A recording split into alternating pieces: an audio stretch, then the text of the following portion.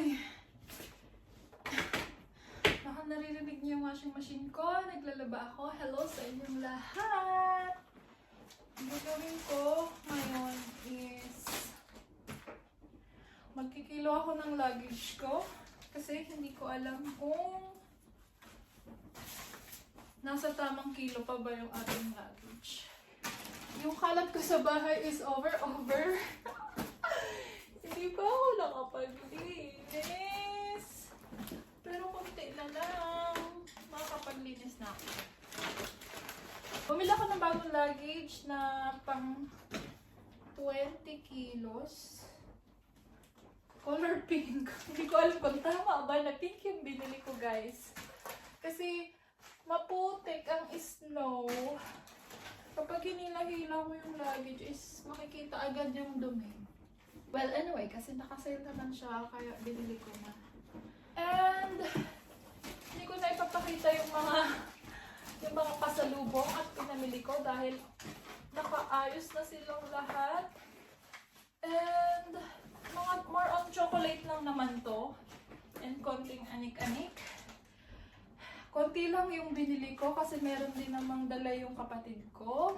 And ewan ko, nahihirapan ako maghanap ng pampasalubong dito sa Norway kasi wala namang masyadong bilihin dito na pampasalubong sa Norway. More on syempre chocolate. And yung iba kasi sobrang mahal. Unlike nung nasa Japan ako, as in, ang dami mong pwedeng pagpilian na pwede mong ipasalubong. And dahil nga, alam nyo, ang daming aberya bago tong flight na to, ako nag-advance na bumili ng pasalubong kasi nga, hindi ko alam kung makakalipad ng ate nyo. So, yung pagbili ko ng pasalubong is, parang last week ko lang siya ginawa.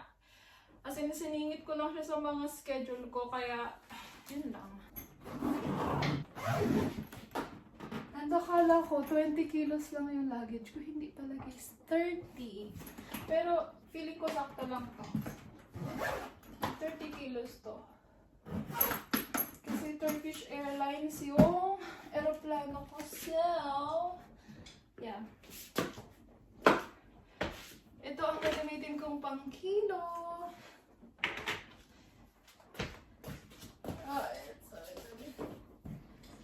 Wala, ang bigat.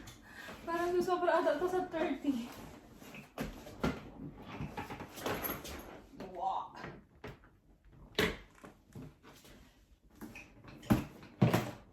Ay, 27. Oops. Oh my God, guys. Sino na naman yung weather namin today? Hi, everyone. This is the day that I've been waiting for, guys. Today na yung flight ko and it's 12 na ng tanghalin. Ito yung mga bagahe ko. Hindi ko alam kung sakto ba yung kilo nila kasi itong isa is 29.4 something. So, dapat 30 kilos. Hindi ko alam kung tama ba yung kilo ko. Tapos yung hand carry ko is 7.1. Maaga ako aalis kasi maraming canceled na train papunta ng airport. So, para, you know, alam mo, hindi hassle sa life. Pero alas 6 pa naman ng gabi yung flight ko, ha? Papuntang Istanbul. And ito yung aking outfit. Yan ang ating outfit. Hello sa mga labahan ko. Bye! Ay, magtatapon. May nakalimutan akong itapon na basura. Pero, yeah. Iniisip ko kung magta-taxi na lang ako hanggang Holmenkollen para mas mura kasi hindi pala taxi. Tawag doon, Bolt. Parang Grab. Kasi 100 crowns lang siya. Tapos bababa ako ng National. Yun na lang, no? Ang gawin ko. Kaso as in, super bigat ng mga paleta ko. Ang hirap naman kapag nasa bundok ka nakatira. God. Pero magtatapon muna ako ng basura.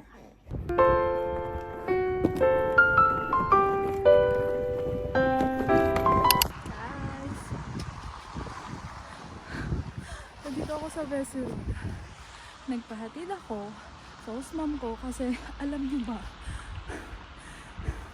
hinihingal ako. Yung Grab na binubook ko is naka-4 na cancel na siya sa akin. Hindi ko alam kung bakit. Kaya buti na lang, nasa bahay yung nanay ko. So, kinapalan ko na yung mukha ko. And nagpahatid na ako dito sa station. As in, grabe. Nag-guess mo ba? Ayoko maglakad hanggang Tiwani Station na may bitbit akong 40 kilos and sobrang bigat. So, ayun. Buti na lang nasa bahay talaga yung nanay ko. My God. And hindi lang pala ako yung nag-struggle. Yung tatay ko rin pala kanina, nahirapan din siya mag-book ng taxi niya. Pero, okay lang naman magbitbit ng maletang ganitong kabigat. Pero kasi, yung snow, as in, nakakapagpahirap siya. But yeah guys, let's go!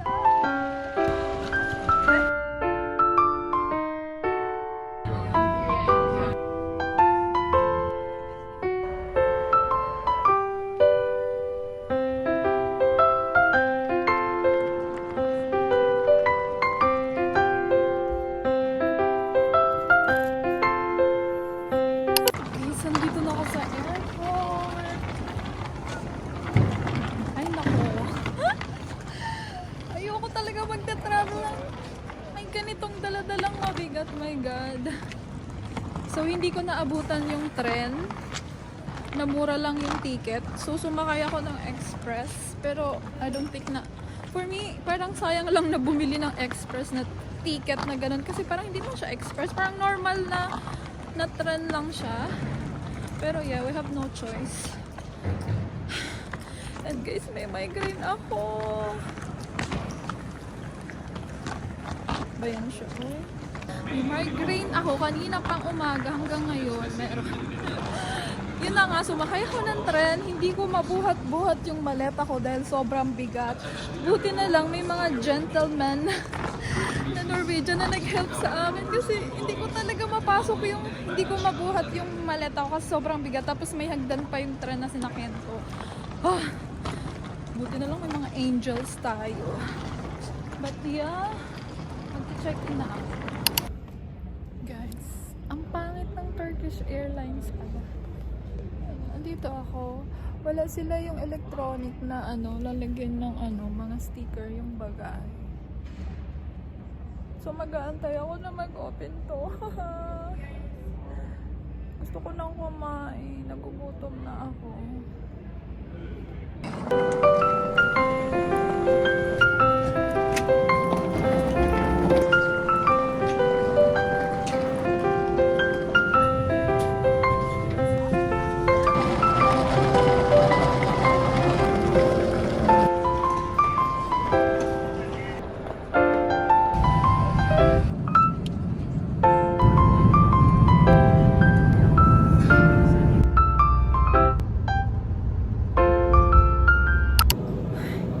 Guys, we're home.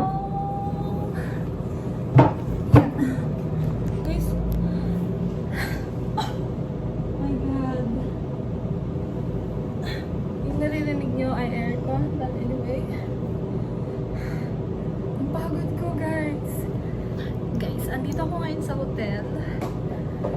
Mag-hotel kami for one night ng aking brother-in-law and sister. So, mamaya pa sila dadating. Midnight. And now is, ano ba? Parang mga 8 in the evening na guys. Grabe. Ang init. Guys, tingnan na naman yung hotel natin. Hotel 101. Doon ako. Dito yung dalawa. May TV sila. I-check natin pala to. Diba ang haggard ko? Guys, ayun yung toilet nila. Tada! The shower and everything. And me. Haggard na. And then meron din silang pa-kitchen. Malamig ba? Parang hindi naman gumagana yung ref nila. Goodness. Ayan, may microwave and storage area.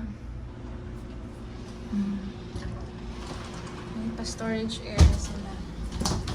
What is this? Okay. Okay, dito ako pupwesto kasi ang ingay ng AC, guys.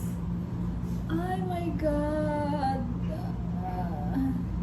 hindi ako masyadong pagod. Yung pagod na ano, ang tawag doon, na may jet lag. Kasi nakatulog ako guys from Turkey hanggang dito. Parang medyo ayos yung tulog ko, unlike from Oslo to Istanbul na grabe yung migraine ko as in. Sayang, hindi pa ako nakakain ng dinner doon. Hindi talaga ako kumain. As in talagang super natulog lang ako. Ay. Oh my God. Alam mo, hindi pa ako nakakatungtong ng Pinas pero nag-welcome na yung migraine ko. Kapag may migraine pa naman ako, ayoko kumain. Kasi parang mahihilo ako na masusuka and everything. Pero that time, pinilit kong kumain bago sumakay ng eroplano, bago ako himatayin. Nakakahiya, mag-isa lang ako, diba? But yeah, nakasurvive naman ako. Bukas kami pupunta ng Batangas. And para ma-meet na din ng brother-in-law ko yung aming pamilya. Guys, first time niya na-meet yung pamilya namin. And first time niya din dito sa Pinas. Guys, dito na ako umupo sa baba kasi medyo dirty pa yung damit ko. Tapos umupo na ako sa bed. But yeah guys, ang plano namin ngayong pag-uwi, abangan nyo. Kasi sa mga susunod na araw, may mga ayusin lang kami ng sister ko, yung mga bangko and everything. And after nyan, siguro I think sa Saturday, basta today is Wednesday. Ay, hindi. Tuesday ngayon. Tapos tomorrow is Wednesday. Punta kami ng bahay sa Lipa. Tapos sa 18. Basta sa 18 siya, guys. Magbaburakay kami, guys. Oh my God. Ang saya. Na-excited ako. Kasi alam nyo ba, kaya namin pinlano to ng kapatid ko na magburakay kami. Kasi never pa kami nag-outing or mag-get together ng kaming pamilya, yung mama ko, si tata, yung mga kapatid ko, as in never pa kami nagganon.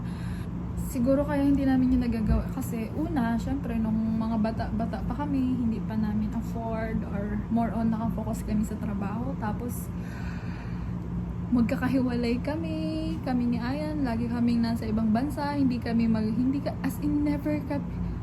Kailan ba kami huling na kompleto? Nung kami ng buo. Bago ako mag-Japan, guys. My God, sobrang tagal na nun. Tapos, ngayon ko lang na-realize. Kasi after 7 years ko na nakauwi dito sa Pinas. Tapos ngayon lang kami mabubuo ng as in kami. Oh my God!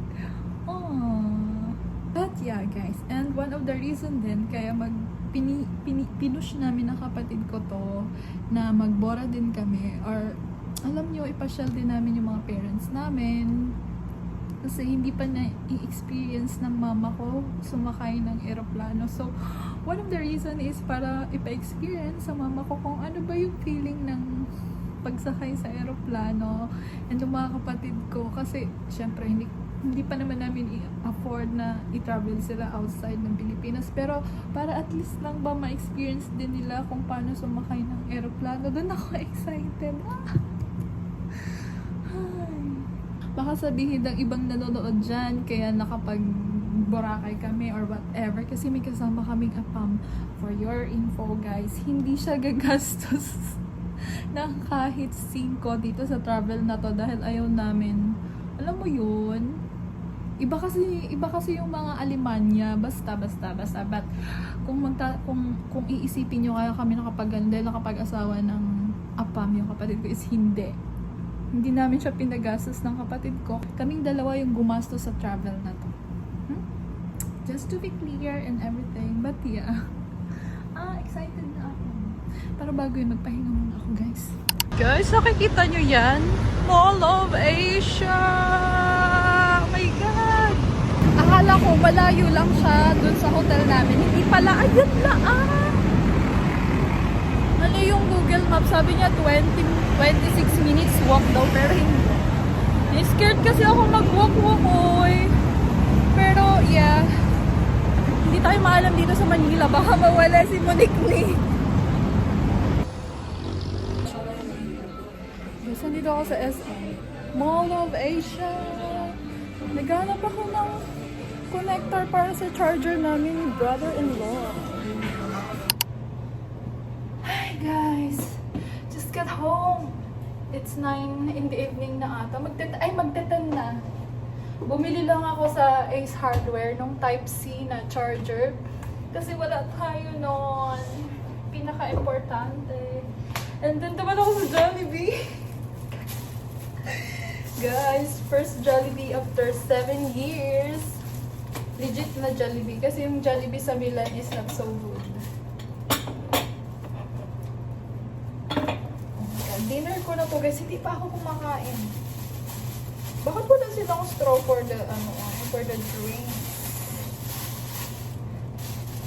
And, bibilan ko na sana yung dalawa ng food para pagdating nila, kakain na lang sila. Naisip ko, mamaya na lang bago sila dumating kasi 24 hours naman daw open yung Jollibee. Guys, oh my God. Super meal! Guys. Oh, kita nyo?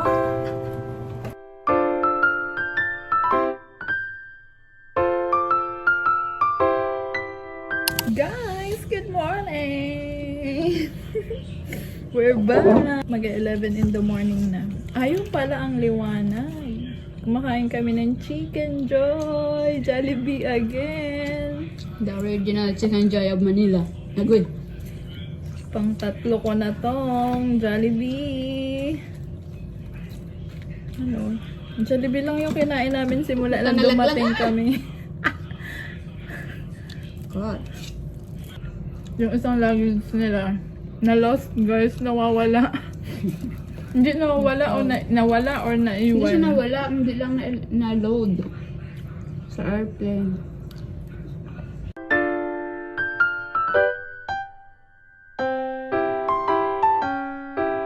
Kitaga ako doon. Ewan ko. Guys, nauna na yung dalawa. Waiting in vain. Guys, welcome to Lipa.